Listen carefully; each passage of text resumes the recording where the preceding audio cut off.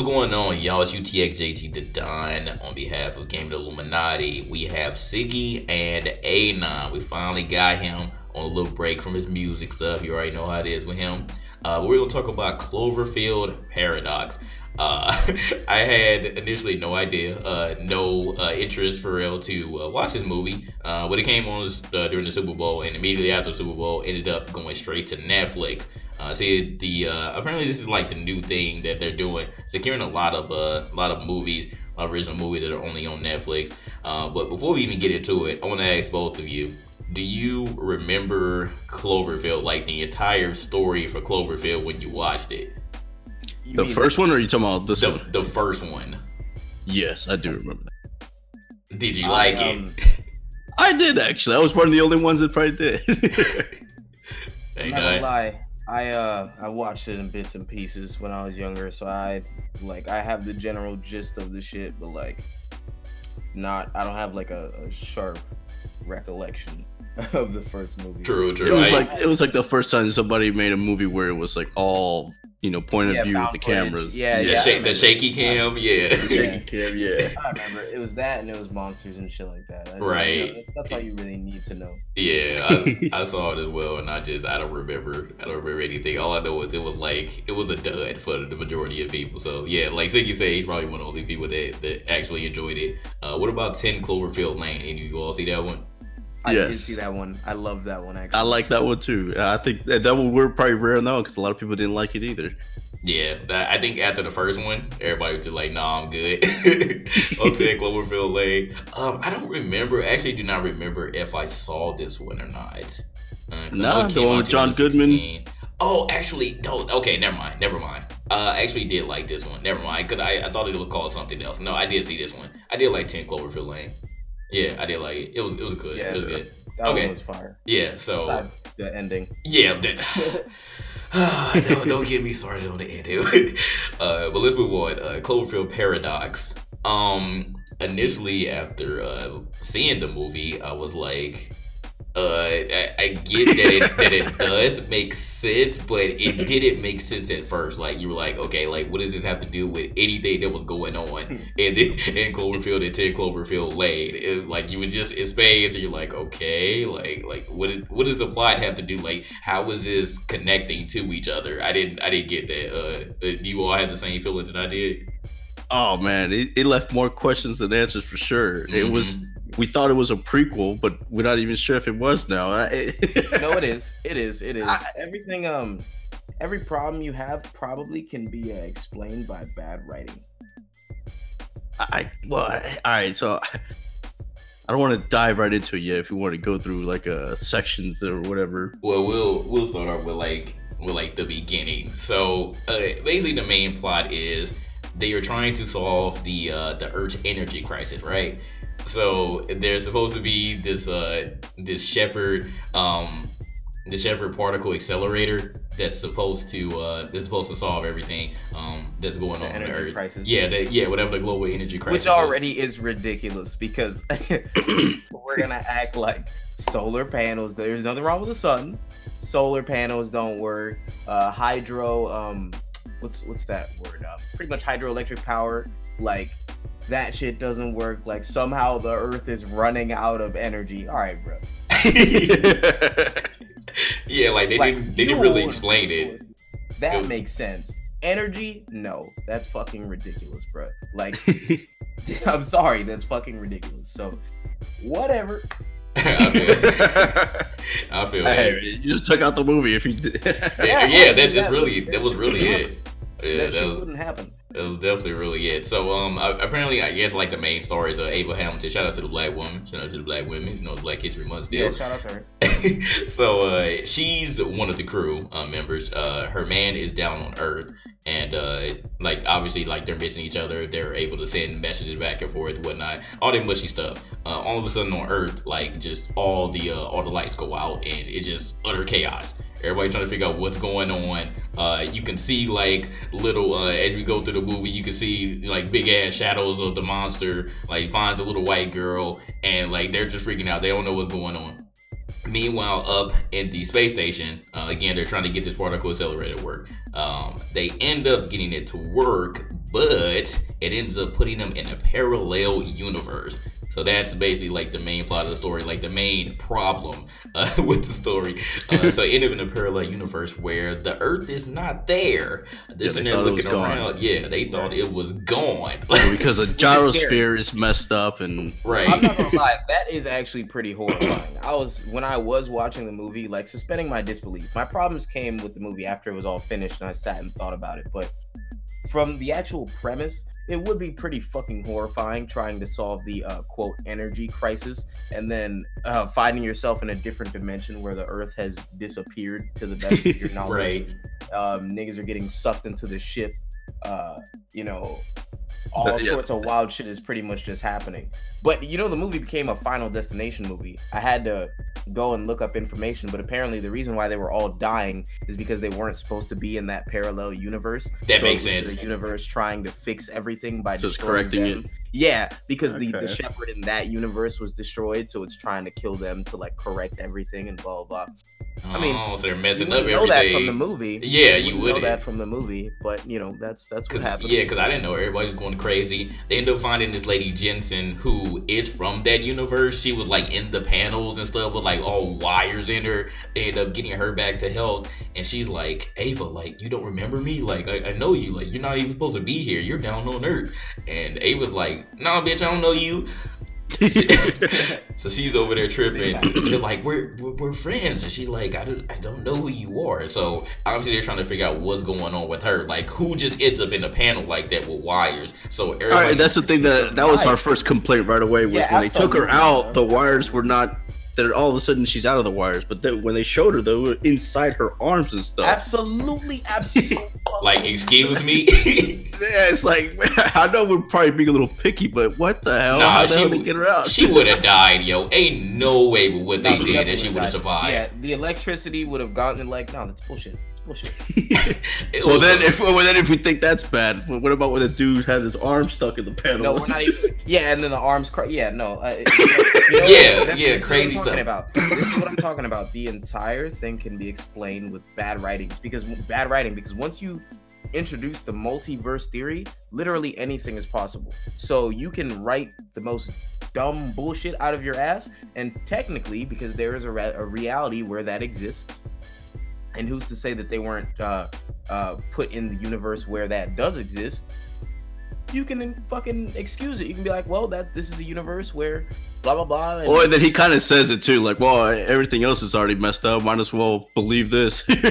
yeah, real shit. Like, and I was like, you know, okay, so then what merits the laws of physics? Because it's like, all right, this can happen, but this also follows the standard laws that we're used to and shit like that. Where does the rule set come in? And all right, that's just my biggest problem. What's the key catalyst thing? Because I know in the beginning, before they turned it on and caused the whole reaction, whenever that little professor guy was saying, it could open up dimension. Moisture. It was moisture that. Yeah, that's right, because that's what she figured it out. Yeah. But what caused though the aliens to come or the monsters to come to Earth? There's no explanation. No. That's what I'm talking about. This is the multiverse theory. See, what happens is apparently when they did this, it made I guess the universes unstable, and it made all parallel universes into like one or something like that, okay. Whereas imagine parallel universes as like we know the Back to the Future timeline. Everything is going. Yeah. So you do one thing in that timeline, it affects the other one. Right. So essentially, instead of it being a whole bunch of separate multiverses that all are separate universes that all collectively form the multiverse, it's now one universe and all the multiverses trying to occupy the same space. So in one multiverse, there are giant fucking beasts on the Earth, and because all the multiverses are now essentially one universe to some degree, all fighting over dominion, that's what creates all the monsters and unleashes whatever the fuck happens on Earth. Is it good writing? No. It is what it is. Not at all. That makes more sense though.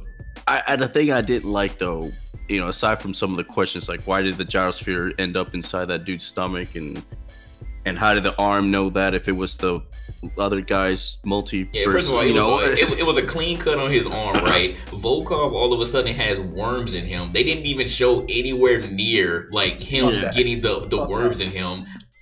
Like, I got you. This one's even worse. How did Homegirl end up in the panel if the shepherd that they had was on the other side of the universe? Yeah, that too. she would have been in space. In space, exactly. She wouldn't have been there. Yeah, this stuff makes no sense. So my man, because if they try to make it make sense, then that didn't make sense, right? Yeah. So my man Volkov had worms in him. He goes to threaten two of the other people of the crew because they're over here trying to get their own thing going. What exactly were they trying to do in that moment? Does anybody remember? With the Asian chick and the other guy. What were they trying to do when Volkov threatened him? Because he made that gun using he made that 3D gun, and then he came out. He was like, "What are you all doing?" And then like that's he what was they were trying to fix off. It. They were trying to fix the what was it that they lost at that time? That one of the communication panels or something. So, but this man just goes crazy, and they like I feel like again they didn't fully explain like why. Like I know that it was at one part where he was looking at his eyeball, and his eyeball was like to the side. Yep. Yeah. But there was something controlling him. It was like a force. And that's what I was thinking. Maybe it was. Well, maybe that was a gyrosphere. I don't. Yeah, like it was some crazy stuff. So I don't like. They didn't really explain like what happened. I believe worms made that nigga go crazy. Yeah. That's. I guess that's what happened though. On a gyrosphere. If you got worms in your body, I doubt you're gonna go and 3D print like a gun and threaten somebody and then fall over and have a seizure and then. Bruh. Right. Unless they're trying to say that he was what's his face. You know how they said that the other guy was the one that was bad and the other shepherd. So maybe he that was really he took over his body. Right. Yeah. Oh, he was trying to stop it. Okay, he was trying to kill everybody. Maybe. Yeah. Let's talk about how that scene though was a straight rip from Alien. Oh, the whole movie kind of copied a whole bunch of movies. Yes, bro. Straight up, it was. I was expecting the alien to come out and not words.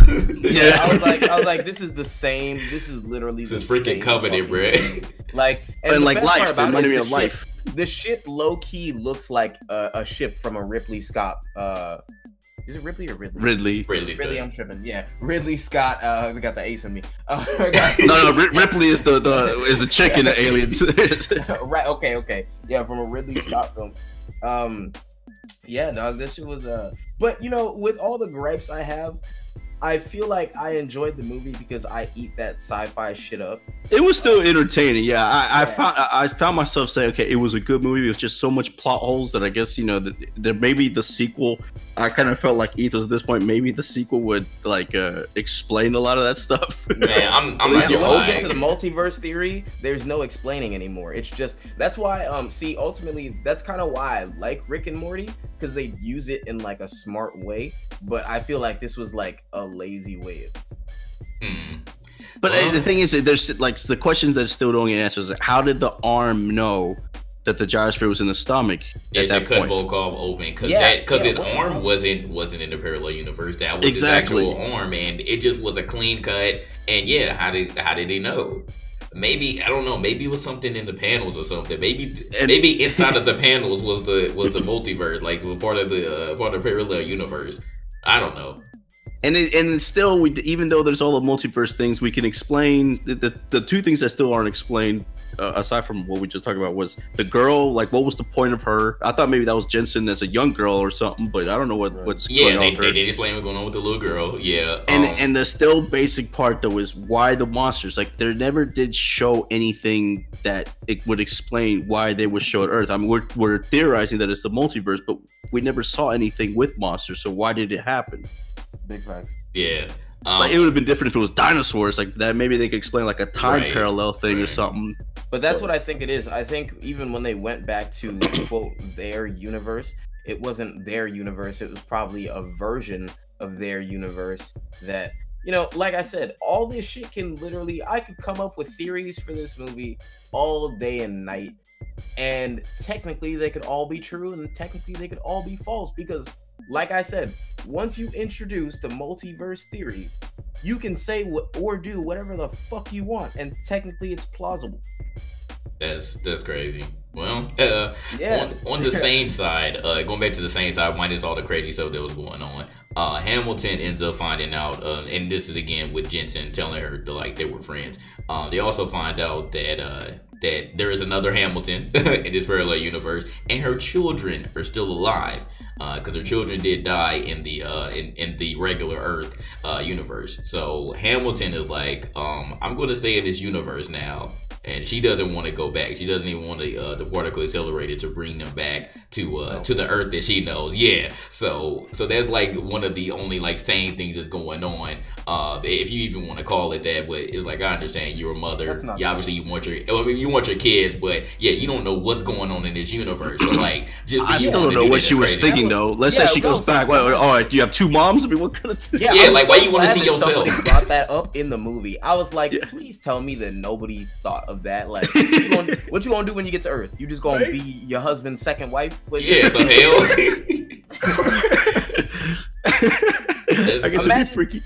Imagine another one of your wives pulls up Siggy, you're just like, hey, yeah, what do you do? He's like, hey, I still fuck with you, but like, mine's right here. Like, what you want me to do? Right? I don't get it. What would you do? Literally have nothing in that universe. I'm so glad that they made it so that she was pretty much just like, hey, don't siphon energy because your kids are gonna die. Like, that's all it needed to be, a video chat message. I'm so glad that it was the black man too that was like, what you gonna do when you get down there? I'm leaving you for my other wife. Like, yeah, stop being fucking dumb. Low key, she must hate her husband because, like, right? She said, I care about my kids, yo. Yeah, she was like, I care about my kids, but like, maybe she blames him. Maybe that's what it was. I don't know. It was her fault. I know it was. I'm just like, yo, y'all are still a young couple. Your kids were young. You can have more kids. Like, I understand it's sad, but like, yo, you got to deal with this shit. Like. And on top of that, he actually like said, you know, Earth's in trouble, so I understand that you need to go. I know you want to stay and you need to go. And yet she was willing to like, okay, thanks, bye, get out of here. I'm not coming back to like, I don't even care no more. That's crazy. Shit. Boy, I tell you. So all of that's going on. Shepard, they finally get Shepard activated again. And Hamilton, she like, all right, I'm ready to go with you, Jensen. But then Jensen turns up, knocks her ass out, kills Monk, because that gun is still there. And then she was like, "Nah, like it got to stay in our universe. Like we're not even about to go back."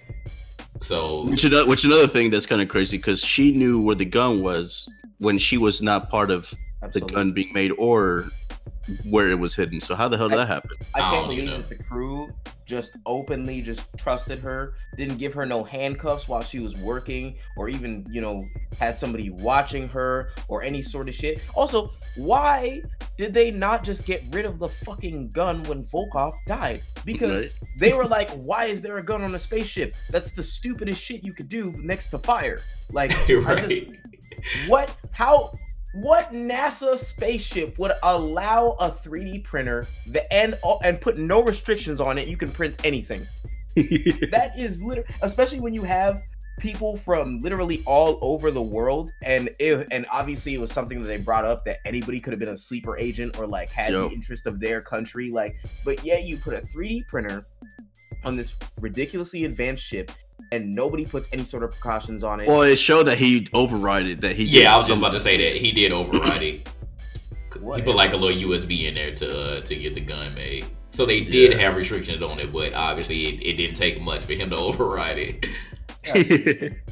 So that was crazy. So all of that's going on. Now we have like another conflict. So Hamilton gets back up. She ends up getting a window shot out with the gun, and then Jensen goes out to space. So it's bye with her. They end up making a recording for her alternate universe self. So she wants to talk to herself and tell them like what's going on with the device. And then they end up going back. But when they end up going back, again, Michael's like, why didn't you stop her? She doesn't need to come back to this Earth. Or they're in the evacuation pod. Big facts. And then we see this big ass monster who's clearly way above the clouds, way above any type of stratosphere. And that was it. That was the movie. So, yeah, explaining it, anybody listening to this part like, wow, this sounds like shit. The production quality was very good. The actors were awesome. Some of the people that are in the movie, we have the sniper from Inglourious Basterds. We have Crouching Tiger, Hidden Dragon lady, or Rush Hour 2 girl. This guy. The actors and all that were pretty good. It was good. I wouldn't say good story, but it was. I guess it was the actors that kind of made the movie good. I ain't gonna lie, I fell asleep the first time I watched it, and then I was like, all right, I gotta actually stay up. And when I watched it the second time, I was like, okay, it's a little bit more interesting. But I was just like, what does this have to do with like the first 2 Cloverfields? I didn't understand it at all. And I think that's initially like what will confuse a lot of people. But with Anon like explaining the multiverse theory, which is like one of the only things that we have on this, it makes like a little bit more sense. But there's still a lot more questions. They don't explain the monsters. It doesn't explain that unless the worms end up being the monsters. That's what that guy was talking about on the news. He was like, "You guys don't understand what you're fucking with. Like you're literally." Yeah, I know. Yeah, that's what he did say. That was my point. That guy that was like the professor. Like, here, read my book. It explains that if you open up this, sphere, that monsters and aliens can come over here. I mean, that was like a cheap way of saying, hey, it really was. It was our way, how it happened, but it didn't really say show why it happened. Nah, I didn't at all. Facts. So with that being said, man, I mean that's the movie. Like, are they going to make another one after this? Or now that I think about it, now it doesn't tie into the first movie if that's how they're trying to say it. Because if it was the whole energy thing, then how come everybody's running around with camcorders and not giving RSS? Absolutely, bro. Absolutely. And obviously, it wasn't an energy problem. I don't think they're throwing the parties. An energy problem. Because there's no such thing as an energy problem. That shit doesn't exist. We have until the sun goes out, until there's no more water on the earth, which takes up 75% of it, bro. Yeah. Like, we cannot run out of energy. We can run out of fossil fuels, absolutely. We just can't run out of energy. So this movie wouldn't even happen. All right, well, one of the things that everybody was theorizing is the bunker that they were staying in. What's his face, Michael, and the girl. Oh, from the same one as Cloverfield Lane. Was it? Lane? No, I don't think so. But they did say somebody did put 2 and 2 together that the reporter or whatever on the news was the same lady who was outside the bunker in 10 Cloverfield Lane, who was like banging to get in. Yeah, I didn't even know that. Okay. Yeah, so I was like, okay, that's kind of cool. So I wonder if it was really a sequel to that part, or like maybe that, because that one showed more aliens and all that, or more monsters and all that in the beginning of that movie. And apparently in the beginning of the first Cloverfield, there's like a pod that like falls into the ocean or some shit like that. Apparently that's the pod from this one. Yeah. Oh, okay. Yeah, so like, I don't know. They're on the same Earth, maybe. I don't know, bro. Well, obviously that Earth that the pod fell in didn't have an energy crisis because it was everywhere. Right. Yeah, well, you know what? No, they cured the energy crisis. That's what it is. Yeah, because they actually got the particles. Because they got it to work. They got it to work. I mean, I hope it was worth it. Right, you got this big ass monster destroying your shit. So monsters, bro. Yeah, monsters. Yeah, exactly. So. That's crazy. That's the movie though. So for any of you who have Netflix, if you want some laughs and to be utterly confused, I would suggest watching it. If you just want to confuse yourself, we're gonna go around the table. Anon, what would you rate Cloverfield Paradox out of 10? Okay, so the story is just not there for me. But unbiased, because I know I eat up sci-fi shit, I thought that it was shot very well. I thought cinematography was cool. But I have to take points from that because I feel like a lot of this shit was like Frankenstein from other sci-fi movies. Like there wasn't really like too much identity to the movie, in my opinion. Like if you took out the whole Cloverfield aspect of it, it would just be another like standard sci-fi, like I guess horror kind of flick, or thriller. And the acting was decent, the acting was cool. Female lead, black female lead, there's points for that. But ultimately, to be honest, I really gotta give this a 5. I'm like middle of the road with this. I didn't love it, I didn't hate it, but there was just too many things holding it back for me to call it like really good. But there is a lot of good things about it, so I can't really call it bad either. Just middle of the road. Okay. What about you, Siggy? Yeah, I think the acting was good, the production was good. So overall, if you just you know, it's kind of like how TBH says, you know, if it's a summer blockbuster kind of movie, eat your popcorn, don't care about it, just tune out, then it's a good movie. But if you're detailed, like and I always find myself like that, wanting an explanation for everything or hoping that the ending would wrap things up to where you could at least make sense of it. It didn't do that for me, so I had to take a lot of points for it. I'll give it a 6 then, just for the acting and the production, story and explanation and how it ties into the other Cloverfields. I didn't really feel that it did that, so yeah, 6. Okay. Let's see, for me, I would also give it a 6. Again, I was confused enough that I am intrigued. I just want to see a little bit more and like hope that they thoroughly tie this together rather than just leaving more questions than answers. Everything else, like you all said, was on point. It was just the plot, the bad writing that just made it like almost atrocious. But again, sometimes I have a thing for like bad movies. I just want to see how bad a movie can actually be. So that was like, all right, like, I'll just check it out. So again, I'll give it a 6. So do you hope to make another one for Netflix? They need to. I feel like they need to. Yeah, I think so. I think they gotta do it. Same, they gotta do one more. I don't know if if they're making another Bright, then they're gonna make another. I mean, one. yeah, and they spent like $45 million for this one too. So these are some huge budgets for straight to Netflix movies, man. That's why I say we're kind of in a new age, because like anything like back in the day, 10 years ago, going straight to DVD or going straight to TV, they don't have budgets like this. Yeah, they're all bad. But what's interesting about this is that Bright got, you know, a good promotional push for people to get on. They literally just had the Super Bowl, so they spent $5 million for a minute to tell people, hey, by the way, this movie's coming now, like after the Super Bowl. Yeah, but crazy. You know what? That was genius. Marketing wise, I actually believe that's genius because we live in an age where people don't want to wait. And like, I think that's what made a lot of people go watch the movie because 1, it's Cloverfield, 2, it's sci-fi, 3, people were like, oh, bet as soon as I'm done watching the Super Bowl, I have something else I can go watch before I go to bed. Like, no. That's true. It made me watch it. It made me watch it. It made me watch it too. I'm not gonna front. So marketing wise, that was genius because I definitely went to go see it. Yeah, absolutely. Yeah. So yeah, like, I don't know though. I think though that's kind of like a no time though. I mean, you're right that people do get impatient and stuff like that, but at least other movies get like a, you know, you get yourself built up for it. So I think it was an interesting approach.